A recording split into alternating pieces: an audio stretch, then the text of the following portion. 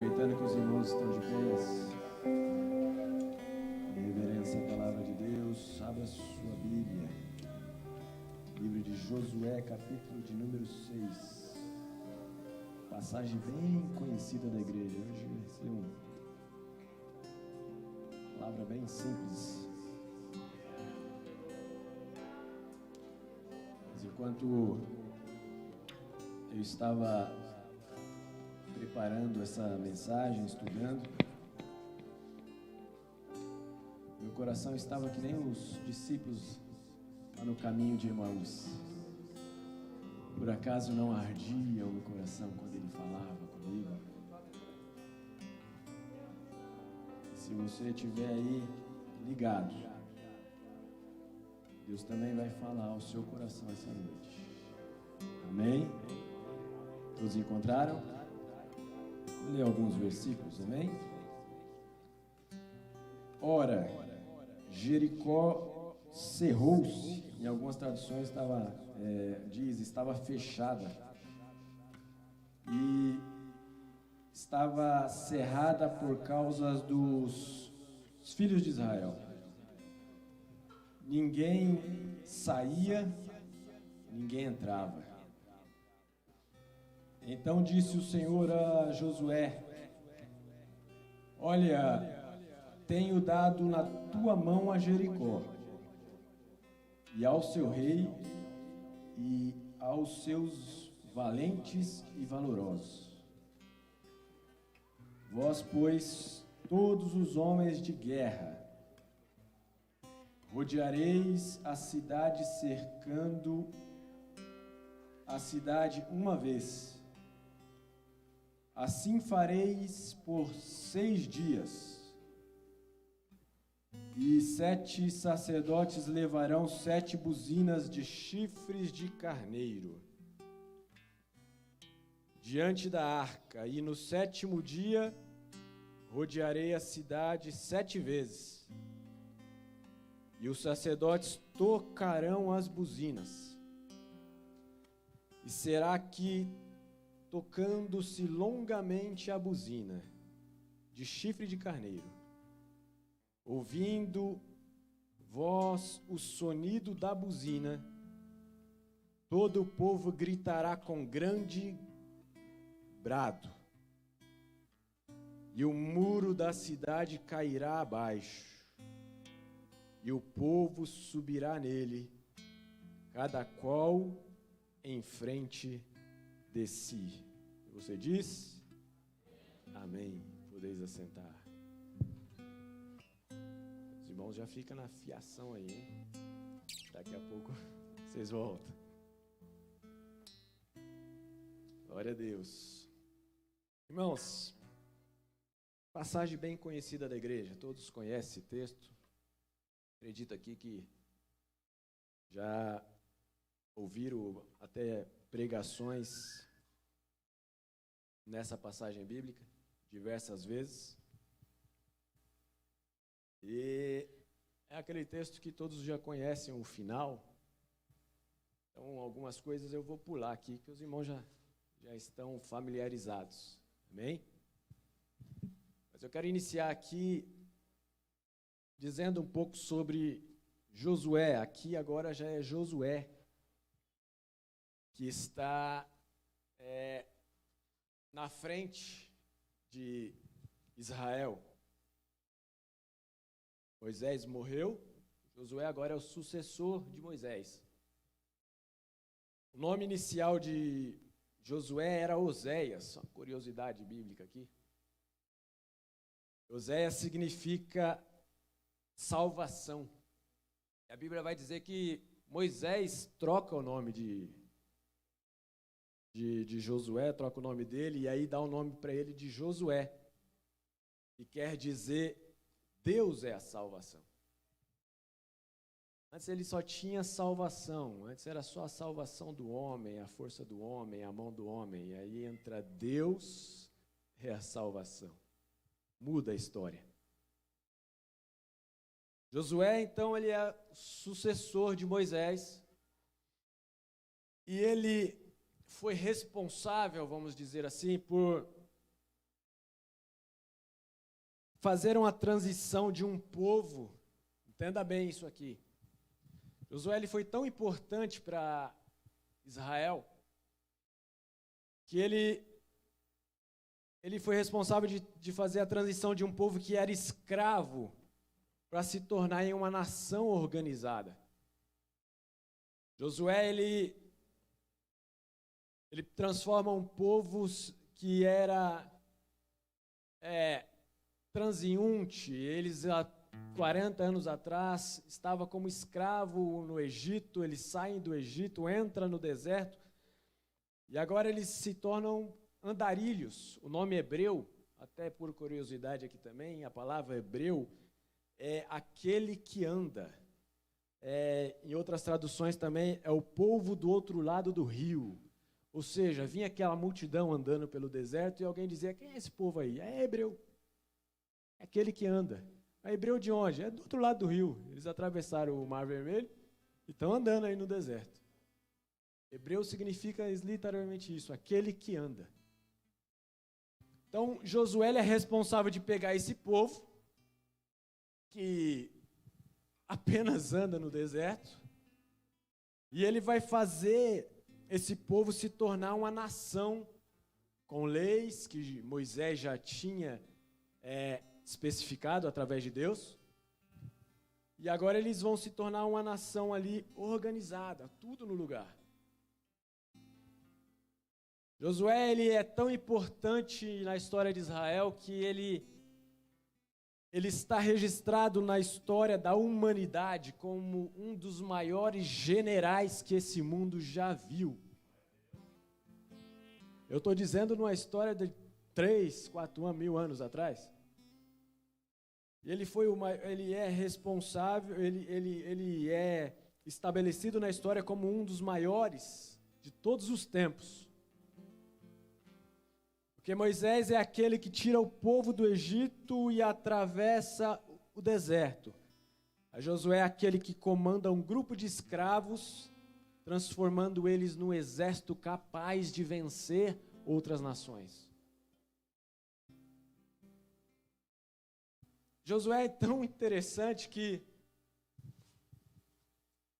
E Deus também é tremendo, porque Deus escolhe a pessoa certa no momento certo.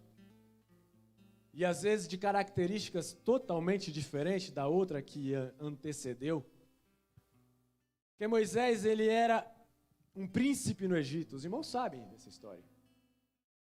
Ele era príncipe, depois ele se transforma em pastor de ovelhas. E Josué não. Josué era um homem de guerra. Enquanto Moisés, ele era um legislador, Josué era um general.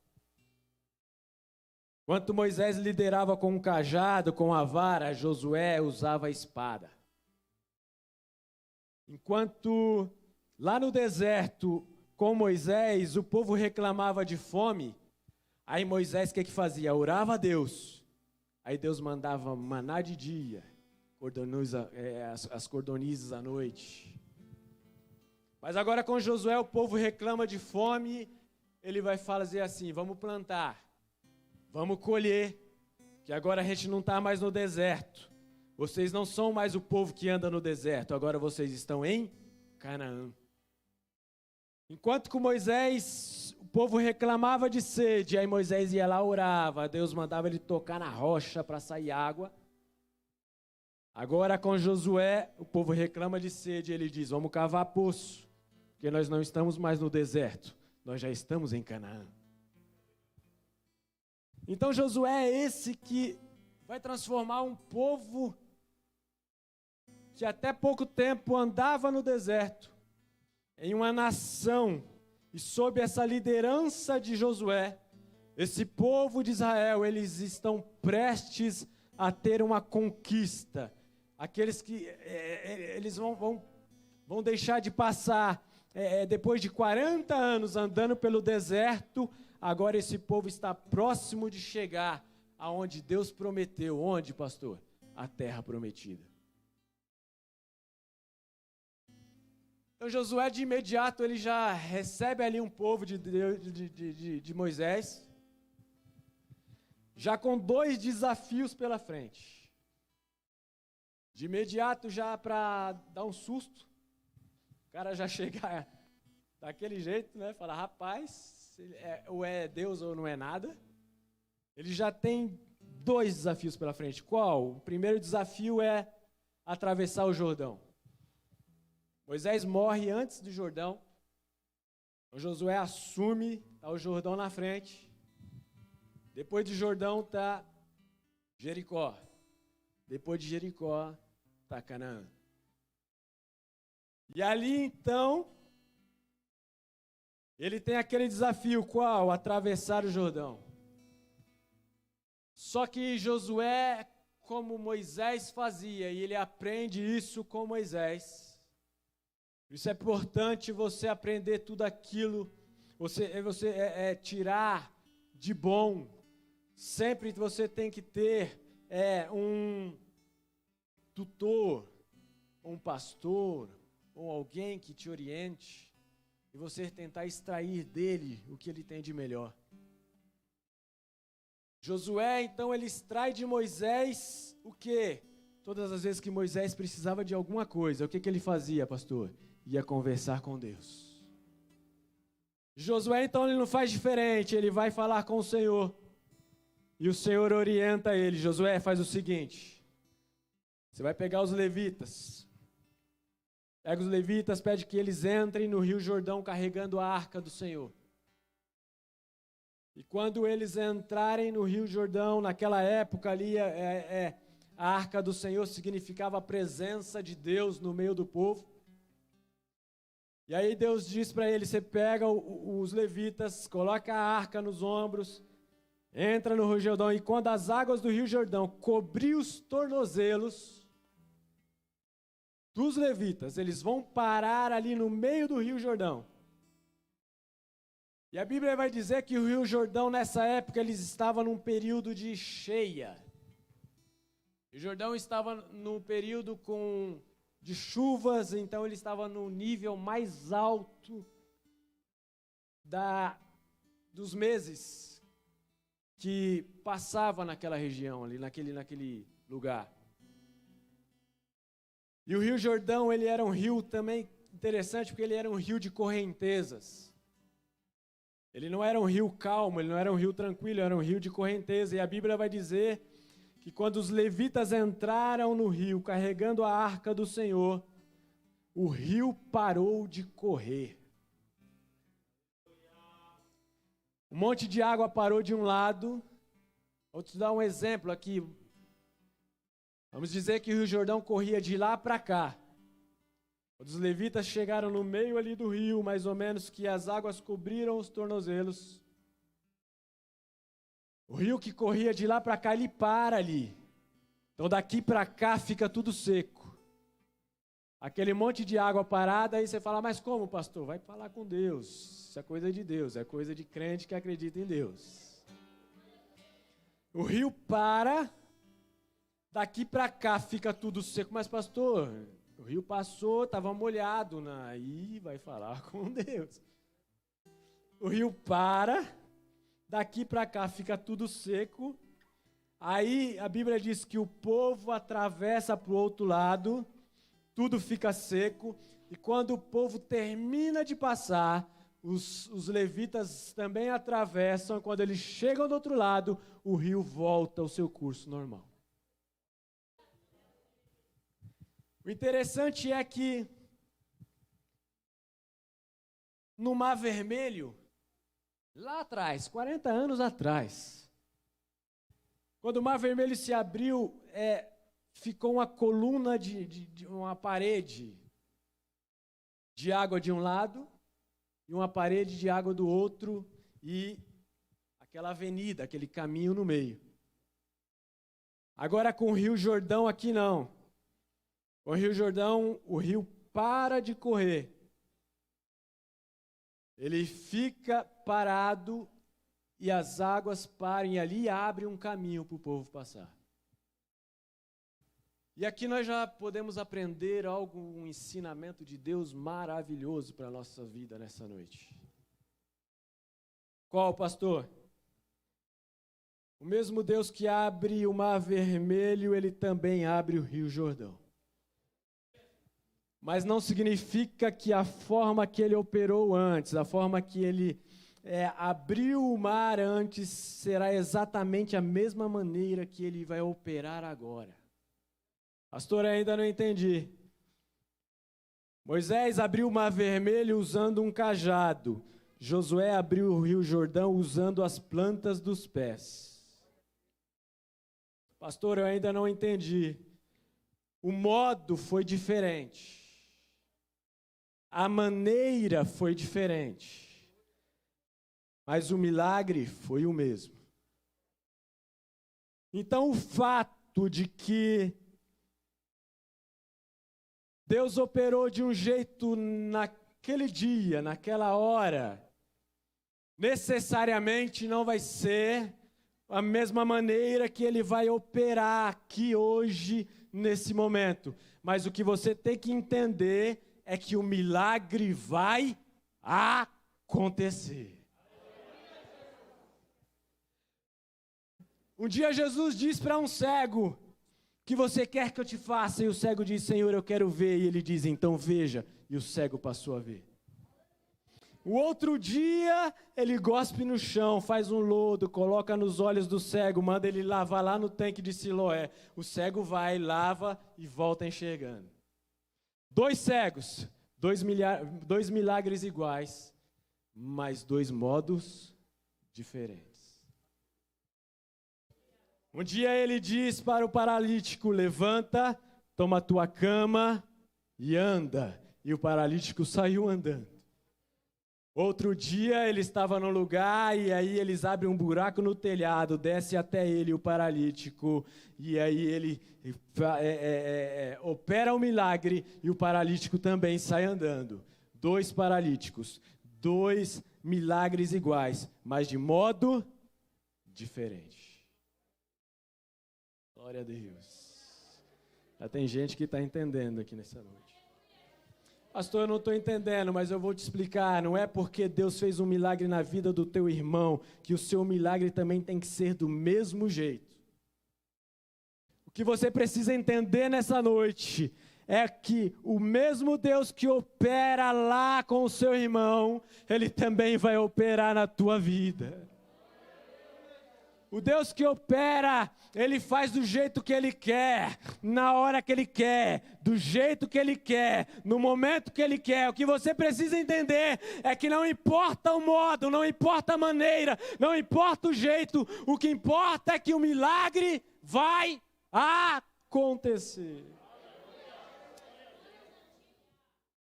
Se você está aqui nessa noite, não importa o que Deus vai fazer, mas tem milagre para você aqui nessa noite. Tem alguém que crê nessa palavra? O primeiro desafio era atravessar o Rio Jordão, e então eles atravessam o Rio Jordão. Agora ele vai enfrentar um segundo desafio pela frente. E a Bíblia diz que esse desafio é tão forte, ele é tão tremendo, que depois que vocês lê, depois lê com calma na sua casa. Depois desse desafio, a Bíblia vai dizer, você lê lá, que o povo começou a crer em Josué e acreditar que Deus era com ele. Jericó significa aqui para nós hoje, trazendo aqui para os nossos dias, significa a derrota dos nossos problemas. Jericó significa a conquista das nossas vitórias. Jericó é aquela conquista na nossa vida diária. Aquela coisa que constantemente nós somos cercados por diversos níveis de situações. Talvez você essa noite esteja passando alguma coisa desse tipo. Sabe aquelas batalhas que nós passamos no nosso emprego? Aquela batalha que a gente passa na nossa vida, aquela batalha que a gente passa lá na escola, aquela batalha que a gente passa na nossa casa, na faculdade. São Jericós que se apresentam para nós no decorrer da vida. São Jericós que são lugares de difícil acesso. são lugares de fortificação, são muralhas que se apresentam para nós. São coisas que a gente diz, a gente olha e fala, meu Deus, se não for o Senhor, não vai ser mais ninguém. São situações que se apresentam, que a gente fala, meu Deus, se não for o Senhor na minha vida, não tem como fazer mais nada. São Jericós que se apresentam para nós. Enquanto eu estava preparando essa mensagem, o Espírito Santo foi me tocando e Deus falou comigo no meu coração.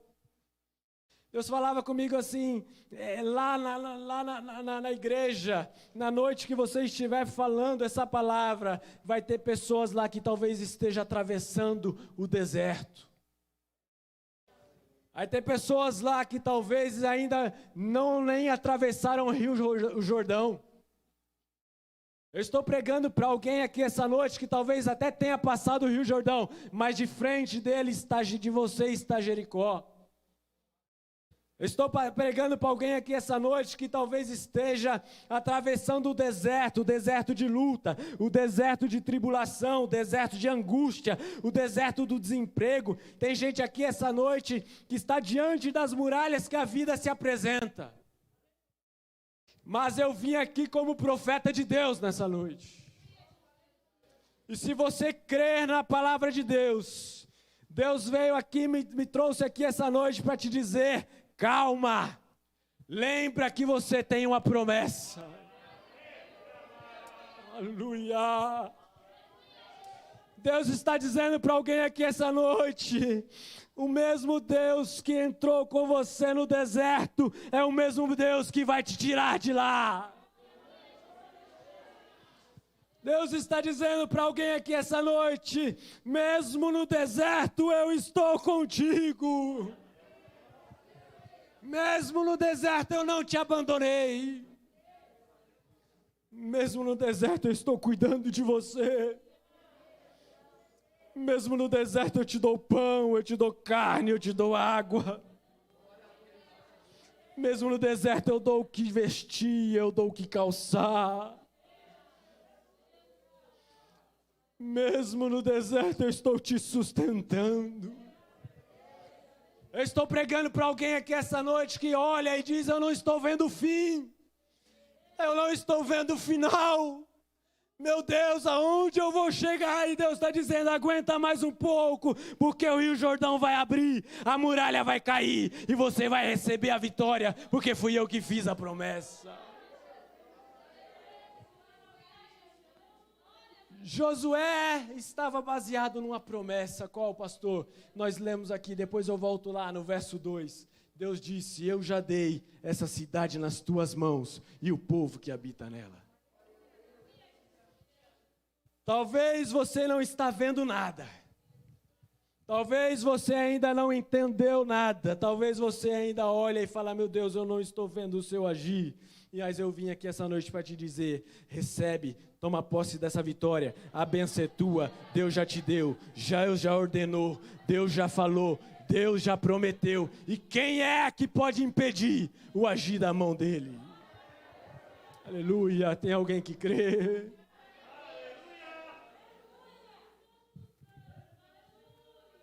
Naquela época, as cidades eram cidades fortificadas. Essas cidades elas tinham muralhas em volta por questão de estratégia militar, de invasões, que tinham muito naquela época. Lembra de Neemias? É por isso que Neemias se preocupou com os muros de Jerusalém. E aí ele vai para reconstruir os muros de Jerusalém, por quê? Porque senão a cidade estava desprotegida. Então naquela época era muito comum as cidades serem fortificadas. Jericó era uma cidade fortificada. Mas Jericó não era uma cidade comum.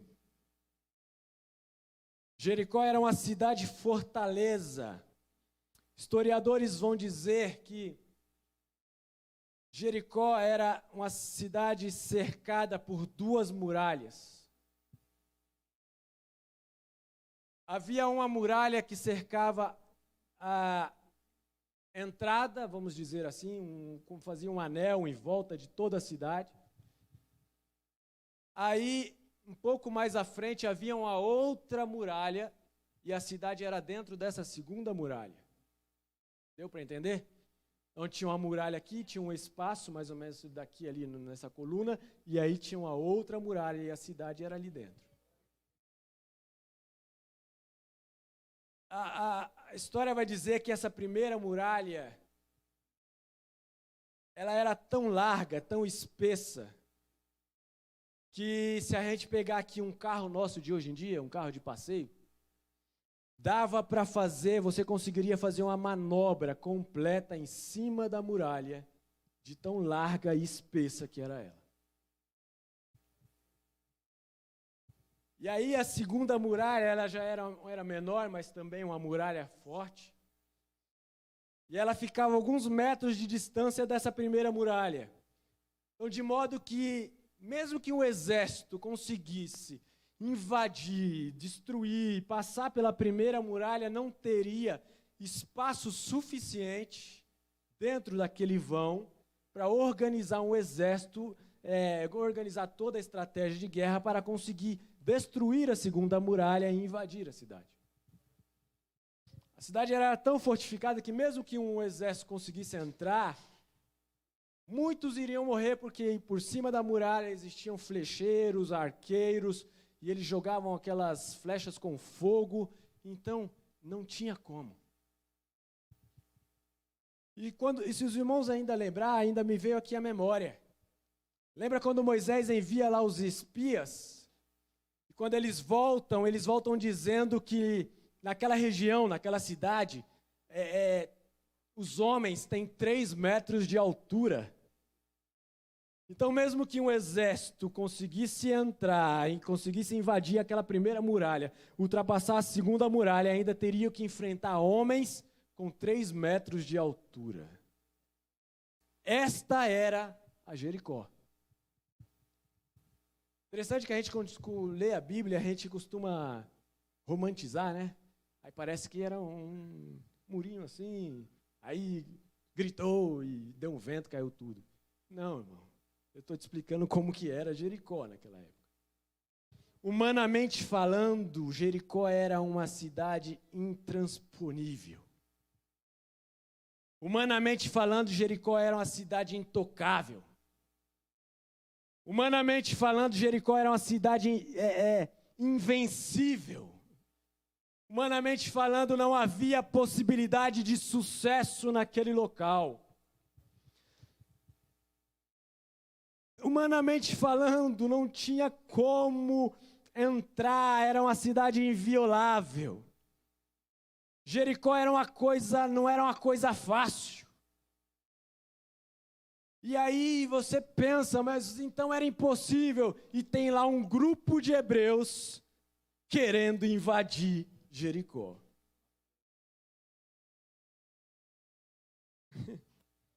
Humanamente falando, era impossível. Mas eles tinham uma promessa de Deus. Eles tinham uma promessa de Deus. Eles tinham a promessa de Deus. Qual promessa era essa, pastor? Versículo 2. Eu já tenho te dado na tua mão a Jericó. Eu vou te dar o rei e vou te dar os habitantes dessa cidade. Humanamente falando, era impossível. Mas Josué tomou posse de uma verdade para ele. E qual verdade era essa, pastor? Deus falou que já tinha dado a cidade nas mãos dele. Josué, ele se segura em uma verdade, e essa verdade é a promessa. Quem sabe quando Josué está ali falando para o povo, alguém possa ter chegado próximo dele, se fosse eu que estivesse lá, eu mesmo chegaria e falava para ele: ô Josué, você está bem, Josué? Josué, você está olhando lá o muro? Você está olhando essa cidade? Você está olhando essa fortaleza? Josué, Como nós vamos vencer, Josué? Não dá, Josué, é impossível. Talvez Josué deve ter respondido assim: olha, vocês têm razão. Humanamente falando é impossível mesmo. Mas foi Deus quem prometeu. Foi Deus quem falou. Gente, lembra, foi Deus quem disse. Deus disse para nós: eu não vou te desamparar. Eu não te deixarei, eu serei contigo. Onde você colocar o teu pé, toma posse que eu já dei. Josué pode ter dito para eles assim: ei, porventura Deus falha. Gente, porventura Deus é homem para mentir.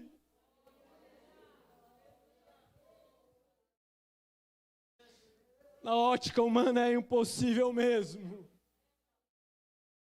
Na ótica humana, Josué deve ter falado para eles: eu não sei o que fazer. Mas se ele prometeu uma coisa, eu tenho certeza, vai cumprir. Vai cumprir. Vai cumprir. Ah, já tem gente entendendo aqui essa noite. O que Deus te prometeu, meu irmão, toma posse, Ele vai cumprir. Deus já prometeu, a vitória é tua em nome de Jesus. Deus já prometeu, ninguém arranca a tua vitória. Deus já prometeu, pode levantar o inferno, pode levantar o diabo, pode levantar quem foi, mas se Deus prometeu, toma posse. Ô, pastor, eu não estou vendo, toma posse. Pastor, eu não vi nada ainda, toma posse. Quem prometeu foi Ele. Aleluia.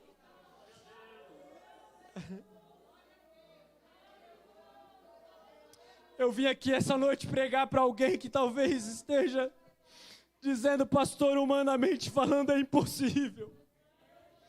Pastor, a minha situação não tem mais jeito. Pastor, o médico disse que não dá mais. O advogado disse que não tem mais possibilidade nenhuma. Pastor, eu já desisti. Pastor, eu vou chutar o balde. Eu vim aqui nessa noite pregar para alguém que está dizendo: pastor, eu não consigo mais. Pastor, eu estou vendo a muralha. Não tem como ultrapassar. Mas eu vim aqui essa noite para te dizer: talvez você não esteja vendo, você pode não estar em cima da vitória, humanamente falando pode ser impossível, mas mesmo que ninguém acredite, foi Deus quem prometeu. Foi Deus quem prometeu. Foi Deus quem prometeu. Foi Deus quem prometeu. E Ele vela pela sua palavra. Ele vela pela sua palavra, e você vai ter que viver o dia da tua vitória, porque foi Ele que prometeu, e Ele já te deu. Toma posse em nome de Jesus. Aleluia.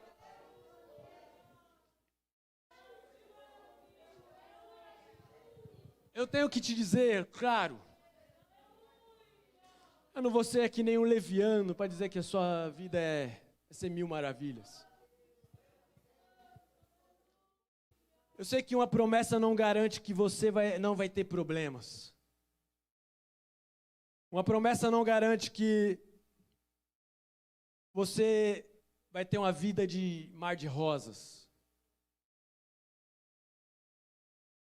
Mas o que você precisa entender nessa noite é que Deus te dará uma estratégia que garantirá o cumprimento daquilo que Ele te prometeu. Deus quem prometeu é aquele que garante a vitória.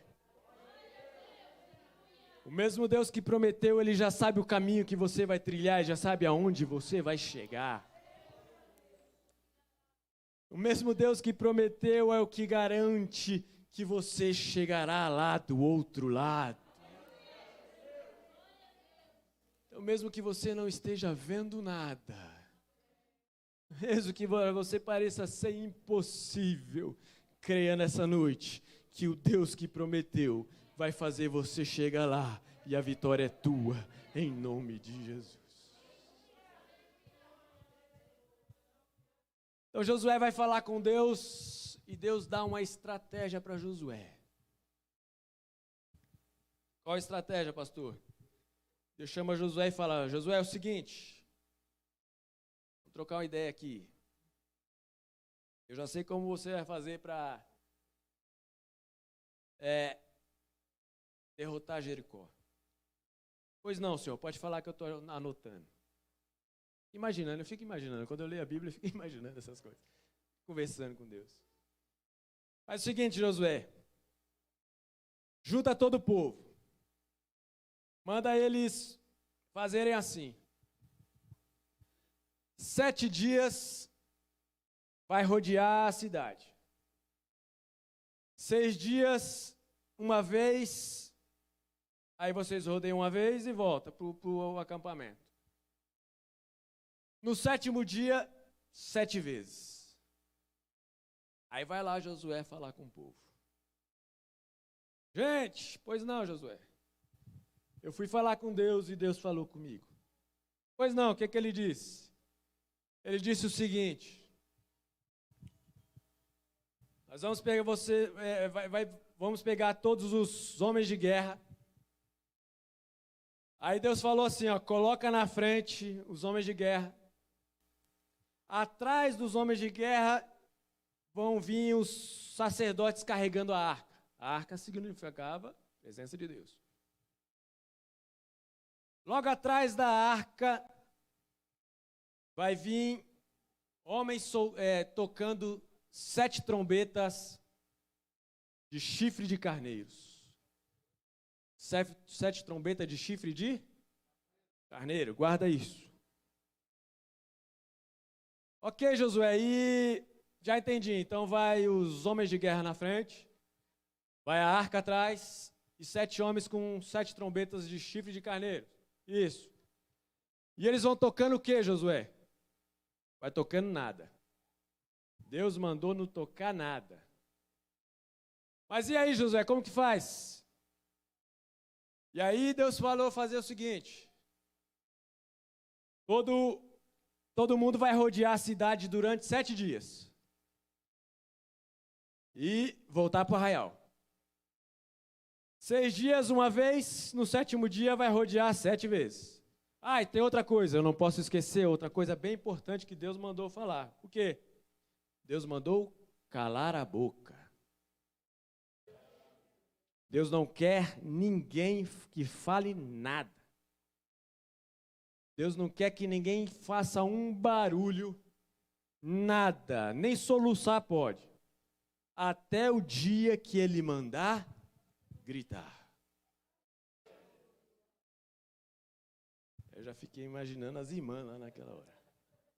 Pula, pula. Vamos para o texto. Mas bem, vamos à aplicação aqui do texto e nós já vamos partindo para o final.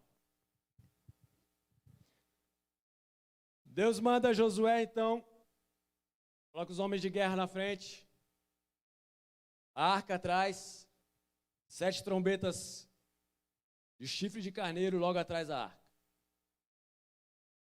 Naquela época havia 3 tipos de trombetas. Quantos tipos? 3 tipos de trombetas em Israel. A trombeta de ouro, trombeta de prata, trombeta de chifre de carneiro. Trombeta de ouro, trombeta de prata, trombeta de chifre de carneiro. A trombeta de prata ela só era tocada quando era em momentos de guerra. A trombeta de prata era convocação para uma batalha. Então, toda vez que soava a trombeta de prata ali no arraial, ou em Israel, todos já sabiam, então se reunia porque ia ter uma guerra, ia ter batalha. Então, a trombeta de prata só se tocava só para reunir o povo para a guerra. A trombeta de ouro, ela era só tocada no dia de solenidade religiosa. Toda vez que tinha uma convocação religiosa, tocava-se então a trombeta de ouro. Toda vez que ia ter uma reunião religiosa, tocava a trombeta de ouro e o povo sabia que ia ter uma solenidade religiosa. Agora a trombeta de chifre de carneiro, ela só era tocada em tempo de festa. Era convocação para festa. Todas as festas que tinham em Israel, tocava a trombeta de chifre de carneiro, o povo já sabia, vai começar a festa, então era convocação da festa. Agora preste atenção aqui, para nós já ir partimos para o final. Deus manda aí os homens de guerra à frente, a arca no meio, as trombetas de chifre de carneiro atrás. Pastor, até agora eu não entendi. Preste atenção. A trombeta era tocada para festa. A trombeta era tocada para... Os irmãos estão aí? A trombeta era tocada para... Agora preste atenção, a muralha não caiu ainda. Jericó ainda não foi conquistada. E o Senhor está mandando os sacerdotes circularem a cidade com trombeta que faz convocação de... Não entendi, pastor. Eu vou tentar te explicar e a gente já vai para o final.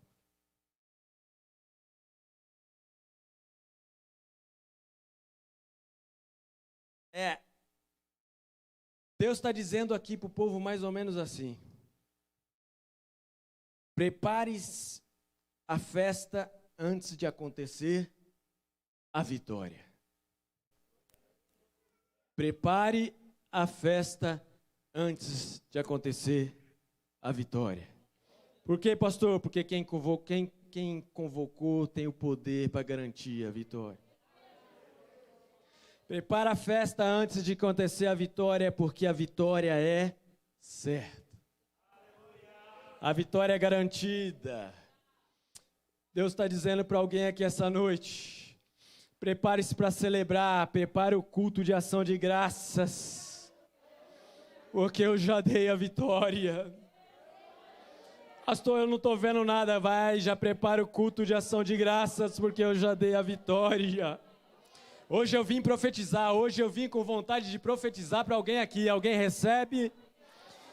Oh, meu Deus.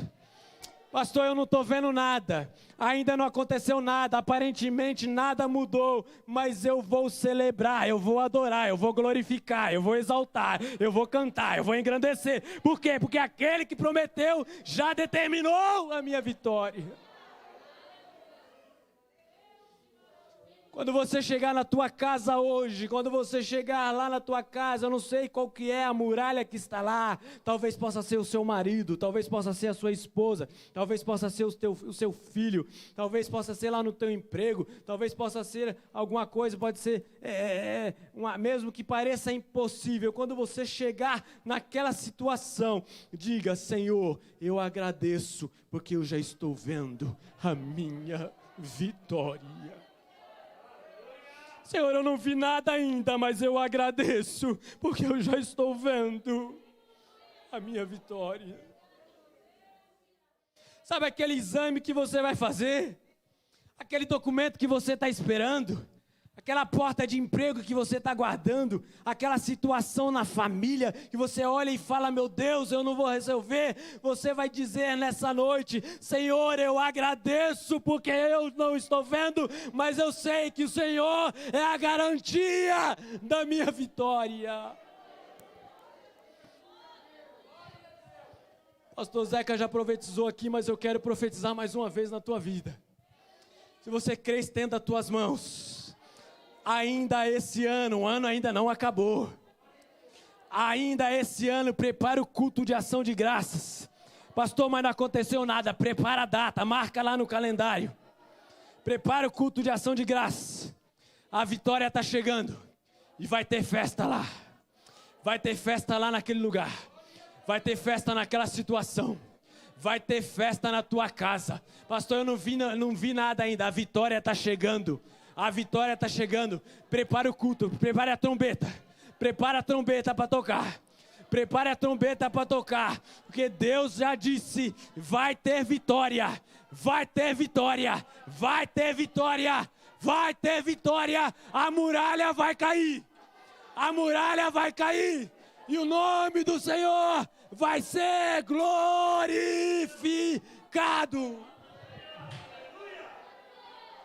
Só quem crê pode adorar. Só quem crê pode adorar.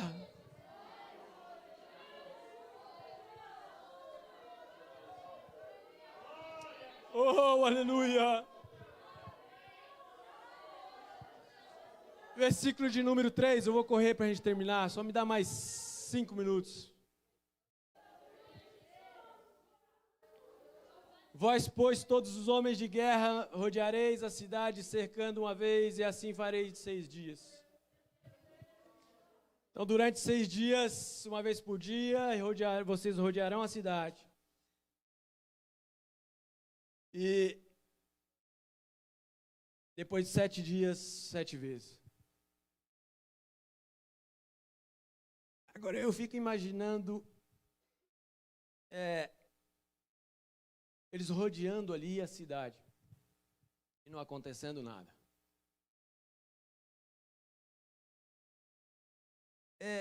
Deus estava ali naquele momento. Eu quero que você entenda isso nessa noite. Se você entender isso aqui essa noite, você vai sair pensando algo diferente de algumas situações que acontecem na sua vida. Quando Deus manda eles rodearem ali por 7 dias, os primeiros 6 dias, depois o sétimo, Deus está ali determinando um tempo. Deus está determinando um. Irmão, pelo amor de Deus. Quando Deus estabelecer um tempo, obedece o tempo. Não saia fora do tempo. Confia. Eu sei que é difícil, eu sei, a gente não aguenta, eu sei que é complicado, eu sei, eu também sou assim. Às vezes parece que está demorando, é que você está dando a primeira volta. Está demorando, calma, ainda está na segunda volta, mas mesmo que pareça que está demorando, confia no tempo de Deus. Aprenda uma coisa, irmãos. Eu não posso descansar quando o homem estabelece o tempo. Porque o homem, ele não tem o comando sobre o tempo. Por mais que eu seja amigo do pastor João, por mais que eu confie no pastor João e ele disser para mim assim, olha, daqui 5 dias eu vou terminar isso. A gente não pode estabelecer porque ele pode falhar. Pode acontecer alguma coisa no caminho.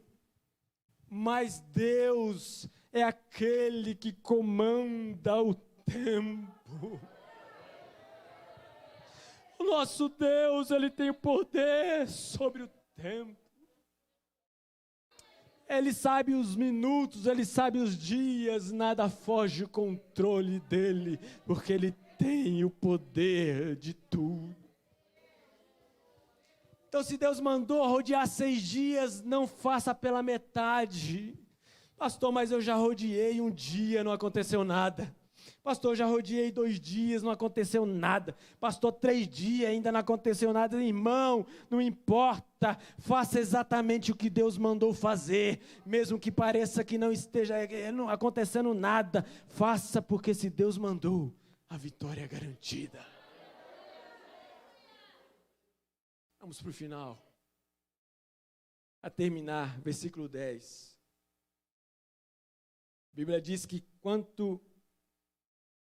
a Bíblia fala para eles assim, Deus fala para eles. Enquanto vocês rodearem a cidade, não grita, não faça barulho, não faça ouvir a sua voz, não saia da sua boca palavra nenhuma, até o dia que eu mandar gritar. Imagina comigo aqui. Vamos voltar um pouquinho o tempo aí, rapidinho. Primeiro dia, cerca a cidade de Jericó, calado, ninguém diz nada. Segundo dia, a outra volta, calado, ninguém diz nada. Terceiro dia, calado. Eu fico imaginando os habitantes de Jericó, os caras olhando por cima do muro, pensando assim, rapaz, esse povo é doido. Esses caras acho que não bate bem, não. Porque eles estão aqui cercando Jericó já faz 5 dias, 4 dias, e não dizem nada. Não falam nada. Ninguém nem espirra. Vai todo mundo andando. E faz isso, depois volta, e depois está aqui na manhã de novo. Irmão, aprenda nessa noite essa palavra do seu pastor. Aprenda que há momentos que nós precisamos ficar calados. Há momentos que, se você falar demais, você perde a bênção que Deus colocou para você. Eu não estou entendendo. Há momentos que quando a gente fala na hora errada, você está dando armas para o diabo minar a sua bênção. Eu sei que há momentos de falar. A Bíblia diz que há um momento para tudo debaixo dos céus. Mas existem situações na nossa vida, e quando você abre a sua boca, o diabo trabalha para atrapalhar. Lembra que ele está ao derredor, rugindo como um leão. Aí Deus te dá uma estratégia, e tudo que você tem que fazer, você sai falando. Lembra de Neemias? Vou voltar para Neemias aqui. Ele está lá construindo um muro, aí chega lá Sanbalat e Tobias. Chega aí, Neemias, desce aí, vamos trocar uma ideia. Vem cá, vamos tomar o café ali. O que Jeremias faz? Não posso sair daqui. Deus me deu uma estratégia e eu não posso falhar. Quando você abre a boca para dizer aquilo que a estratégia que Deus te deu, aí você sai falando, olha, Deus me deu uma estratégia e eu vou fazer assim, eu vou fazer assim, eu vou fazer assim. Aí o inimigo está lá do outro lado só ouvindo. Aí quando você chega lá na frente, o diabo diz, agora sabendo de tudo, eu vou atrapalhar assim, vou atrapalhar assim, vou atrapalhar assim. Até quando a gente orar, a gente tem que vigiar. Tem orações que você tem que fazer em voz alta, que é o clamor. Aquela oração que você não gritando, não tem outra opção. Mas agora tem orações que você tem que fazer em espírito. E o Espírito Santo que habita dentro de você, ele entende tudo e diz, já entendi, meu filho, eu estou entrando com providência. Aguenta só mais um pouco, eu já providenciei a tua vitória. Existem situações na vida que quanto menos a gente falar é melhor. Quanto menos a gente falar é melhor, porque o milagre vai acontecer enquanto você estiver em silêncio. Deus também trabalha no silêncio.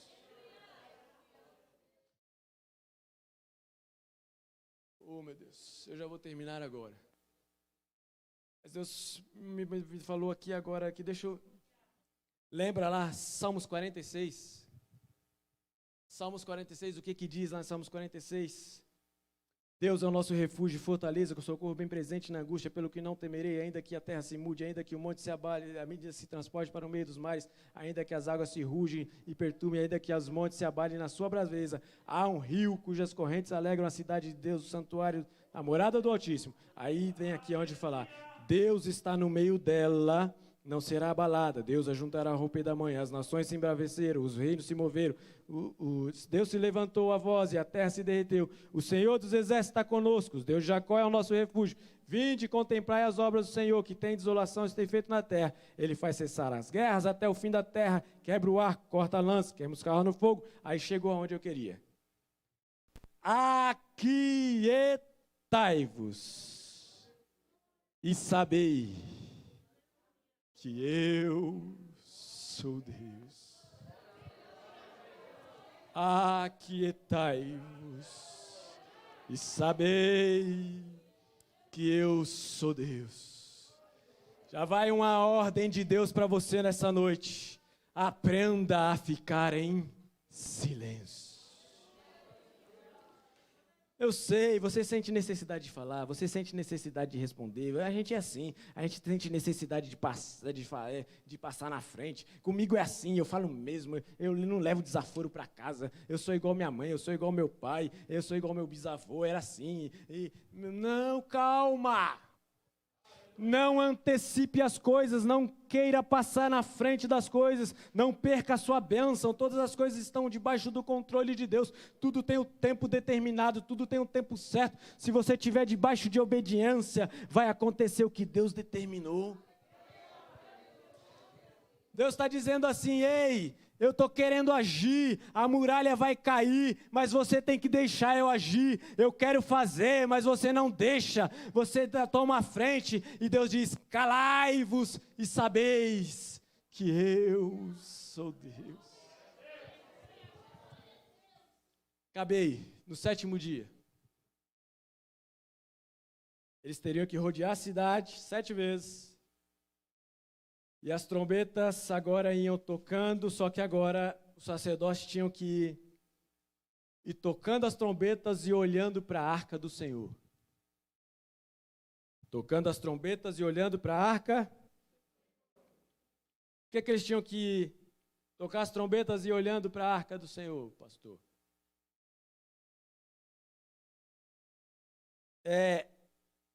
A arca do Senhor ali significava a presença de Deus. Então, quando eles estão tocando a trombeta e olhando para a arca do Senhor, eles estão dizendo assim: eu reconheço que quem vai dar a vitória não é Josué, não são os homens de guerra. Quem vai dar a vitória é a presença de Deus.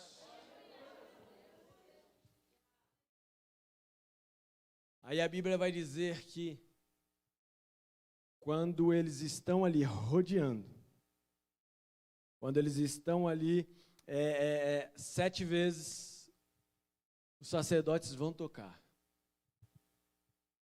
Deixa eu profetizar na tua vida mais uma vez, eu senti de Deus aqui. A Bíblia diz que a arca de Deus ali era a presença de Deus no meio do povo. E eu quero profetizar na tua vida que a presença de Deus está indo para a tua casa nessa noite. A presença de Deus está lá nos seus negócios. A presença de Deus está na sua família. A presença de Deus está no seu ministério. A presença de Deus está no meio da sua necessidade. Pastor, eu não estou vendo a vitória. Calma, a presença de Deus está onde você precisar.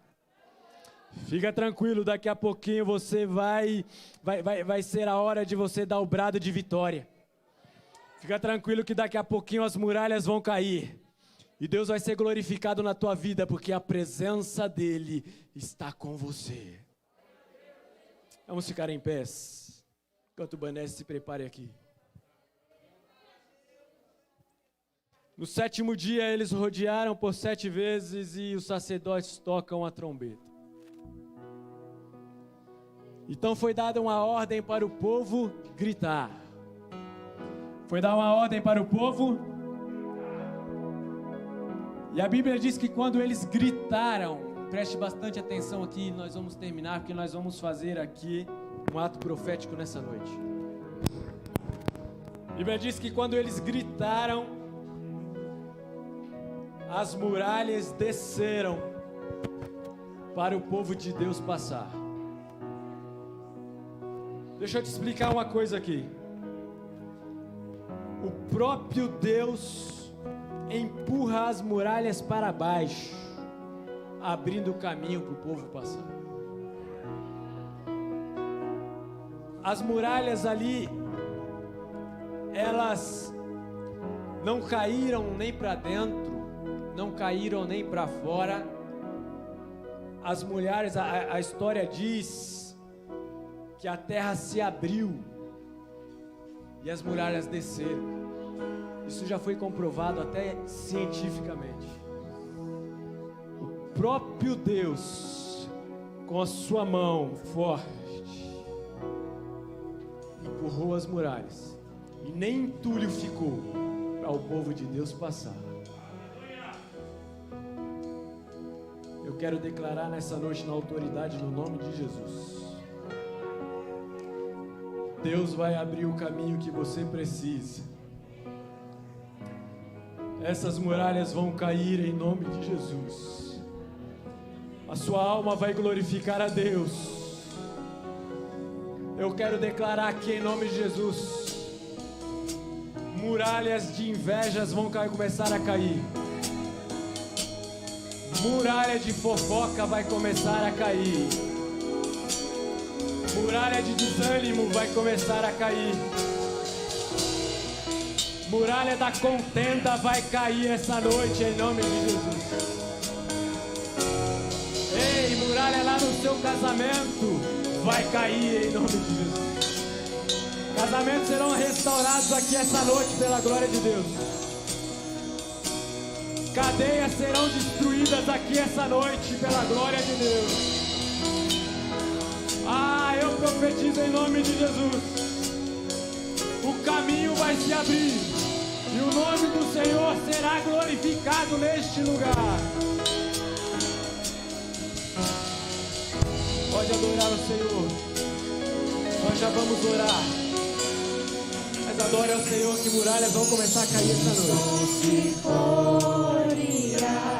Noite chega, tu és. A Bíblia diz que quando Paulo e Silas louvavam ao Senhor, as cadeias foram quebradas. Se a tempestade me alcançar, tu és meu abrigo. Se o mar me submergir, a tua mão me traz a dor pra respirar.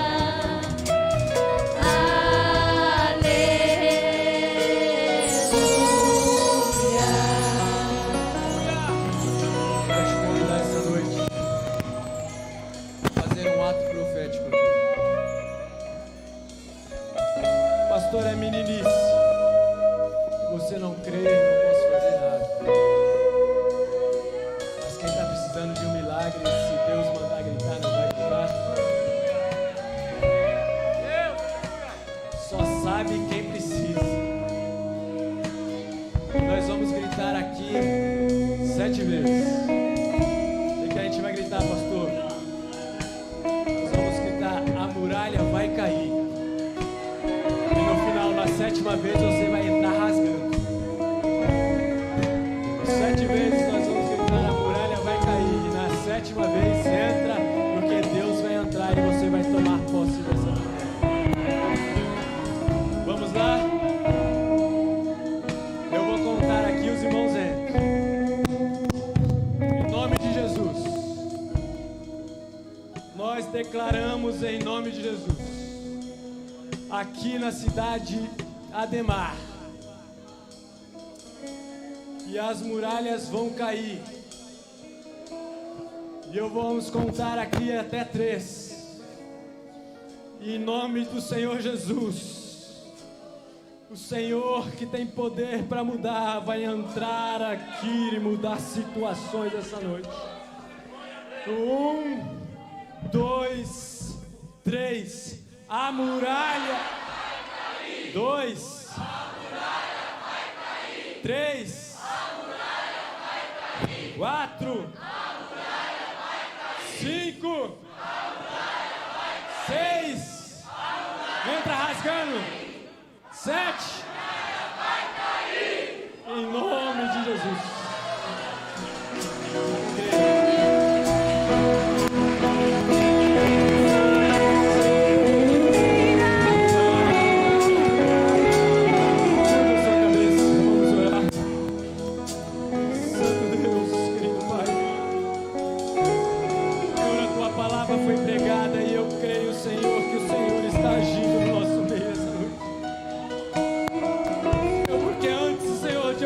Esse texto o Senhor já estava falando comigo.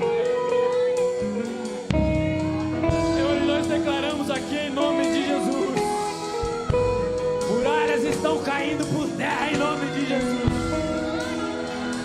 Toda opressão, toda força contrária, toda palavra de maldição, toda seta maligna, nós declaramos no nome de Jesus. Caia por terra.